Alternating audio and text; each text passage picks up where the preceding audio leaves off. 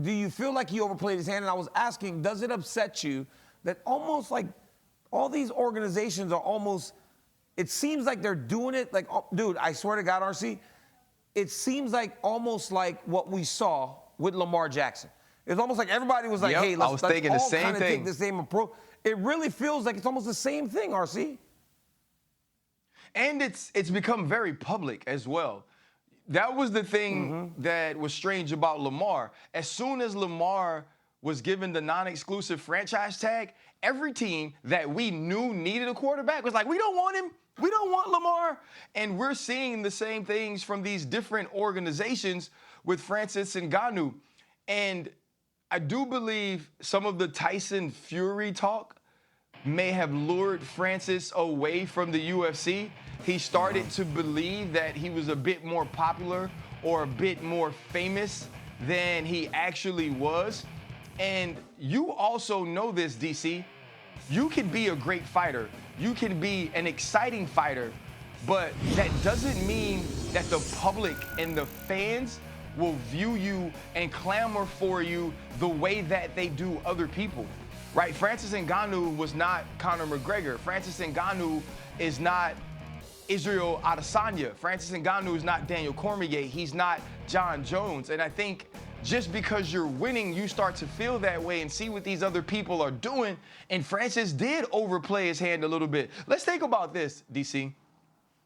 People are going into the UFC Hall of Fame who are true legends. When the Daniel Cormiers, the Khabib Nurmagomedovs, the Anderson Silvas, when those are the sort of names that are retiring from this sport and going into the UFC Hall of Fame, you think to yourself, man, the game is really going to miss them. And as great as all of you guys are and were, it don't. The game don't miss you. No. Right? They find a way, and Dana White finds a way to keep it moving. And that's what seems like happening to Francis Ngannou, bro. Yeah, it sucks. It sucks, too, because Francis was the man, right? And he leaves, and now it seems like the options are very limited because everybody, now he's responding to he responded to one championship this morning saying they're being two-faced and everything. But I'm telling you, RC, it felt like the same thing was happening to Lamar. Like, I'm watching teams that are going, I'm like, you don't have a quarterback, but you're not interested in Lamar Jackson. This guy was the MVP of the NFL. It made no sense. And to me, it's the same thing. But ultimately, Lamar Jackson ends up back in Baltimore. I believe that's what Francis Ngannou should do. Francis Ngannou should just come back. Because the reality is this. The money that he was offered, I've heard, was a very lucrative number.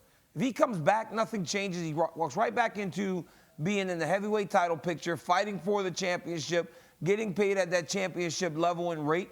He doesn't lose much in that regard, and it's just like Lamar, RC. Lamar ended up getting the biggest contract ever until Jalen Hurts got his. But it's like you sometimes have to just bite the bullet and go, man, you know what? I'm going to go back to what's familiar. Because you and I both agree that there are some very dangerous fights for him in the boxing arena. So while you may cash in one time, it may not be sustainable. And he's also 36 years old. So he doesn't have much time. Yep. He hasn't fought since last February or January. It's 36 years old. Time is of the essence for Francis Ngannou, so he needs to get busy. He's one of my buddies, so I hope it all works out for him. Thank you for watching ESPN on YouTube. For live streaming sports and premium content, subscribe to ESPN+.